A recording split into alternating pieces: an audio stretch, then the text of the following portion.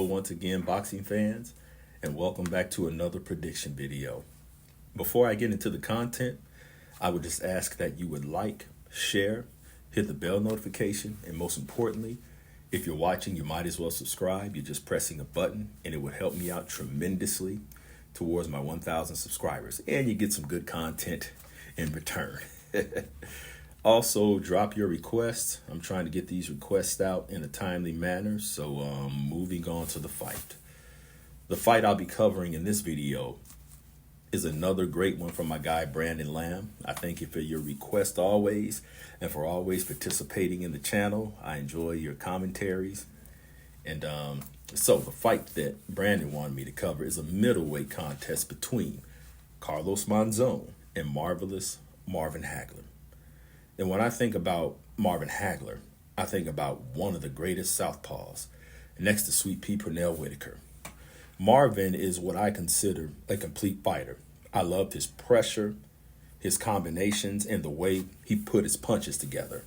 His up and down movement and inside fighting was tremendous.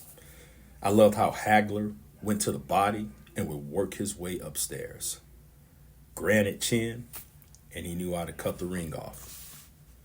Carlos Monzon, great snapping jab. He had an excellent, quick 1-2 punch combination.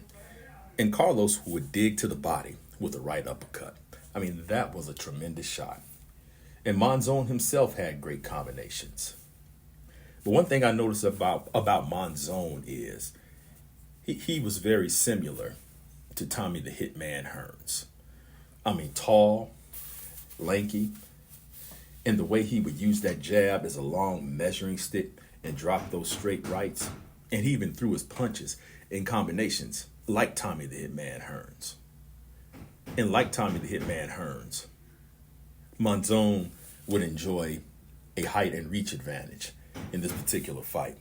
I don't think it's anything too significant, but it's worth mentioning. Monzon and Hagler, same pedigree, same toughness. They both fought in tremendous eras. They both fought at a time to where in order to be the best, you had to beat the best. And they just weren't putting on showcases against lesser opponents. But in terms of level of opposition, they were fighting their equals most of the time. So when I think about things that would separate these two and what would give one fighter the advantage over the other, I have to go to defense.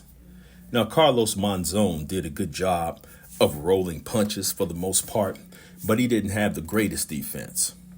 Now, Marvin Hagler did have better defense. He didn't always use that defense because he loved to get in there, trade, and take care of business, which is understandable considering the era that he fought in. Now, granted, getting hit is unavoidable in a boxing match. But when you consider Marvin Hagler's skill level, you don't want to take too many of those shots when you consider his skill level along with his power. So this will be a great explosive fight while it lasted, with both guys having their moments. But I just see as the fight progresses, Marvin Hagler becoming more stronger and starting to break Carlos Monzon down.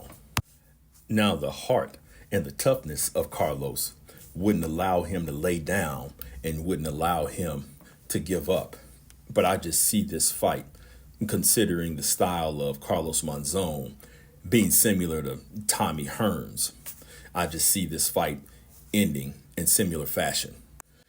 Now, I do see Monzon lasting more rounds than Hearns, and I see him going to the 7th, maybe 8th round. So I'm going to go with Marvelous Marvin Hagler by 8th round KO. Those are my thoughts. Please let me know what you think. I'll see you on the next video.